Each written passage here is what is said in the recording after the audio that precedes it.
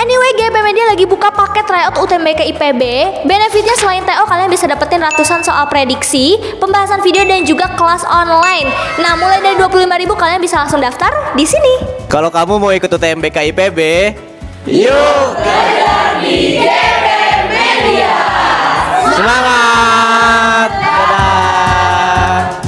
Oke, kita bahas soal yang pertama. Di sini ada suatu grafik menunjukkan kecepatan terhadap waktu gitu kan. Nah, pertanyaannya simpel sebetulnya, ini tentang GLBB ya. GLB dan GLBB. Tentukan nilai percepatan sistem dari detik ke 10 hingga detik ke 12. Nah, berarti kita fokus ke sini. Sebetulnya di sini bukan terjadi percepatan, tapi hanya terjadi perlambatan ya. Cuma nanti simbolnya sama, hanya berbeda di vektornya saja. Kalau percepatan positif, kalau perlambatan nanti negatif. Nah, kenapa kita bisa tahu perlambatan? Karena kecepatannya menurun dari 5 ke 0 ya. Nah, ini untuk mencari perlambatan, simpel aja kita bisa gunakan rumus daripada GLBB ya. Salah satunya yang VT sama dengan V0 minus AT. Kenapa minus? Karena tadi kasusnya melambat ya. Berarti A ini akan sama dengan V0 dikurangi dengan VT ya, dibagi dengan T ya. Kita pindahkan ruas. Kecepatan awalnya 5, kecepatan akhirnya 0, dibagi dengan selang waktunya dari 10 ke 12 detik. Ya cuma 2 detik kan, berarti 5 dibagi 2, jawabannya 2,5 meter per sekon kuadrat ya. Jadi jawabannya yang D.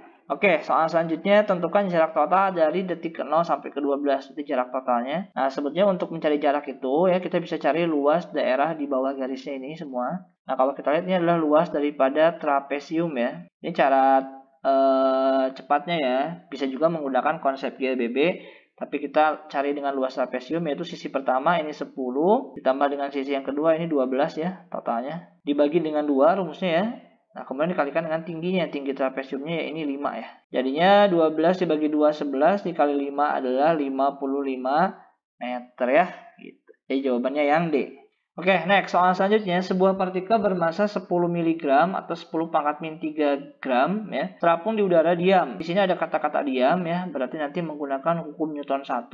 Karena pengaruh medan listrik sebesar 400 Newton per kolom, arah vertikal ke bawah. Jika percepatan gravitasi 10, maka muatan partikel adalah. Oke, jadi di sini tuh gaya apa aja nih yang membuat ini diam? Simple. Yang pertama yang ke bawah ada gaya berat, kemudian yang menahannya itu adalah pasti gaya listrik. Kenapa gaya listrik? Karena di sini ada medan listriknya. Langsung aja W-nya pasti sama dengan gaya listrik ya. Ibaratnya W ke bawah, gaya listriknya pasti ke atas. Kenapa? Karena sama nilainya, karena ya diam bendanya ya gitu. Ya, rumus gaya berat kan massa dikali percepatan gravitasi ya. Kemudian untuk gaya listrik, medan listrik dikalikan dengan muatan ya. Kayak masanya berapa nih? 10 mg itu kalau kita rubah ke kilo jadinya 10 pangkat minus 5 kalikan gravitasi. E-nya itu di situ 400 berarti 4 kali 10 pangkat 2 dikalikan dengan Q ya. Nah, ini gimana nih? Ini jadinya 10 minus 4. Kemudian ini kita pindah jadi 10 pangkat minus 2. 4-nya ke bawah jadi per 4 sama dengan muatan. Berarti ini kan 1 per 4 itu adalah berapa ya? 1 per 4 0,25 ya.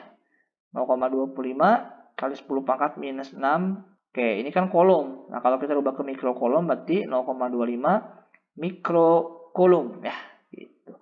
Ini nggak ada C-nya. Ada nggak 0,25? Oke, jawabannya yang E. Next, dua kawat berarus memiliki masing-masing XA dan YA ya.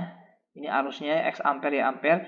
Jika panjang kawat tersebut adalah 2 meter, ini berarti hubungan dua kawat itu ya. Arusnya kita nggak tahu kemana arahnya, kita misalkan ke atas ya gitu. Ini X ampere, Y ampere, kemudian ini terpisah sejauh 50 cm ya, atau setengah meter. Panjangnya itu 2 meter ya, itu panjang kawatnya. Jadi ini kawatnya pasti sejajar ya. Ini hubungan dua kawat sejajar. Nah, kemudian gaya magnet yang terjadi di sini adalah gaya Lorentz-nya atau gaya magnetnya 12 kali 10 pangkat min 7 Newton. Maka nilai 2X-nya berapa? Oke, kita masukkan ke rumus gaya magnet pada dua kawat, yaitu adalah mu dikalikan dengan I1 dikalikan dengan I2 dikalikan panjang kawat dibagi dengan jarak antar kawat.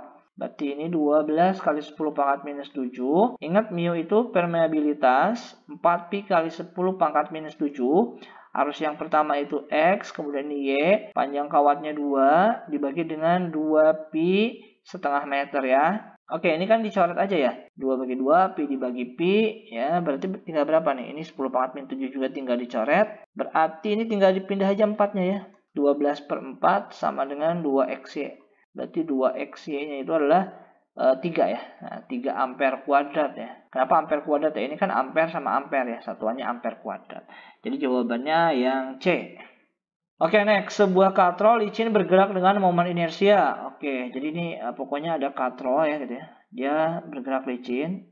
Nah, ini kita anggap katrol seperti itu. I-nya sudah ada 0,01 kg meter persegi.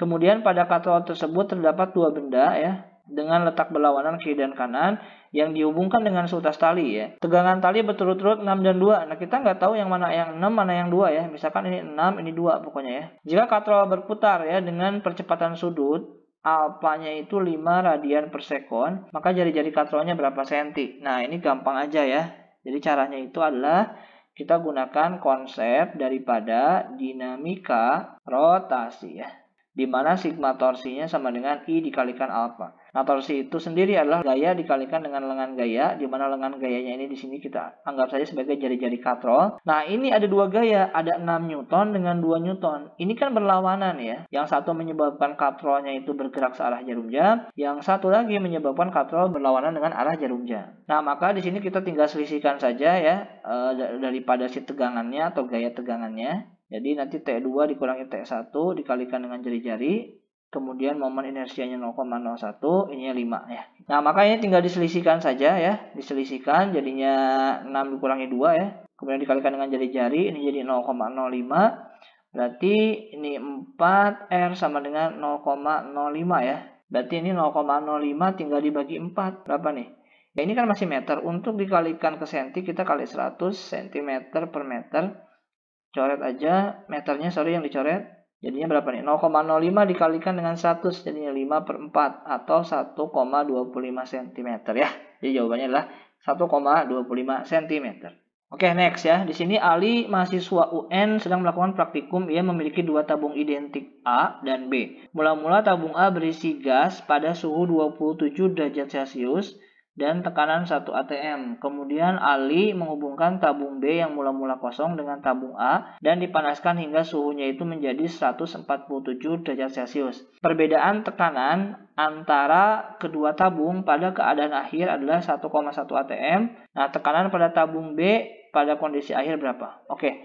Jadi di kondisi awal ya, tabung A ini berisi suhunya itu 27 derajat Celcius atau berapa Kelvin nih, ditambah 273. Jadinya 300 Kelvin ya gitu. Nah, kemudian dihubungkan dengan ini A tambah B ya. Setelah dihubungkan, suhunya itu menjadi 147 derajat Celcius atau tambah 273 nih. Berarti jadinya 420 Kelvin ya gitu. Nah, perbedaan tekanan antara kedua tabungnya itu, delta P-nya adalah 1,1 atm. Nah, maka tekanan tabung B pada kondisi akhirnya berapa gitu kan? Dimana tekanan benda A itu awalnya adalah 1 ya, dalam keadaan 1 atm gitu. Oke, berarti untuk mencari ini kita bakal cari selisih daripada tekanannya ya. Selisih daripada tekanannya. Di kondisi 1 ini kita masukin ke persamaan gas ideal dulu ya. Jadi PV sama dengan nRT.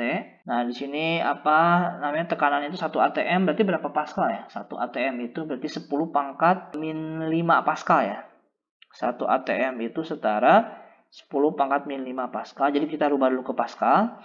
Kemudian volumenya kita nggak tahu ya. Volumenya nggak tahu. Kemudian ini N, R kita biarkan saja. Nah, kemudian T-nya itu adalah 300 ya. Berarti di sini nilai NR-nya itu adalah berapa nih? 10 pangkat min 5 V per 300 ya. Gitu ya. Ini nilai daripada si NR-nya. Atau kalau misalkan kita mau bikin V-nya, berarti V-nya adalah NR 300 per 10 pangkat min 5. Ini V-nya gitu. Nah, kita sekarang masukin ke kondisi 2. PV sama dengan nRT, gitu kan. Nah, P-nya berapa? P-nya itu kita cari, ini tekanan yang baru ya setelah mereka digabung. V-nya itu setara dengan ini, NR 300 per 10 pangkat minus 5 sama dengan NR. T-nya pada kondisi gabungan adalah 420. NR-nya kita coret, berarti P sama dengan 420 dibagi 300 kali 10 pangkat minus 5 gitu ya. Ini berapa ya? 420 dibagi 300. Ternyata kita dapatkan 1,4 ya, itu kali 10 pangkat min 5 pascal. Nah, kita rubah lagi ke ATM, berarti 1,4 ATM ya. Berarti ini tadi tinggal pakai ATM aja ya sebetulnya. Ini tekanan gabungan ya, A tambah B. Nah, katanya selisihnya itu adalah 1,1. Ini selisihnya. Jadi ibaratnya gini, delta P itu kan sama dengan PB dikurangi dengan P gabungannya ya gitu. PB yang awal di tekanan akhir pada B dikurangi dengan tekanan gabungannya gitu. Oh sorry, ini bukan tekanan gabungan ya, ini tekanan daripada si A doang nih ya.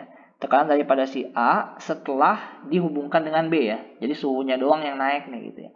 Makanya volume A-nya kan tetap sama yang tadi gitu. Ya jadi simple aja gitu. Simple aja, di sini tinggal kita ganti PB dikurangi PA ya gitu ya.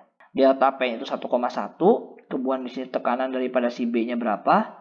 Nah, tekanan A-nya itu ya ini kondisi akhir kan, ya. PB akhir dikurangi PA akhirnya 1,4 ya. Nah, ini tekanan A pada kondisi akhir ya. Jadi tekanan A setelah dihubungkan dengan si B ya. Makanya suhunya meningkat.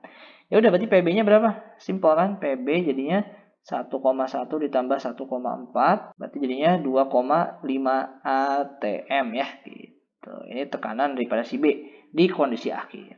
C. Oke, soal terakhir, jika massa benda 10 kg, tentukan gaya minimum agar benda tidak berhenti pada detik ke-10 hingga ke-12 ya. Nah, ini kan simple. Jadi kita udah dapat perlambatannya tadi di soal nomor 1 ya. Kita hitung lagi aja, perlambatannya itu adalah berarti kecepatan awal dikurangi dengan kecepatan akhir, kita bagi dengan selang waktunya gitu ya. Berapa nih kecepatan awalnya 5 ya, dikurangi dengan 0 ya, kecepatan akhirnya dibagi dengan 2, berarti adalah 5/2 gitu kan ya.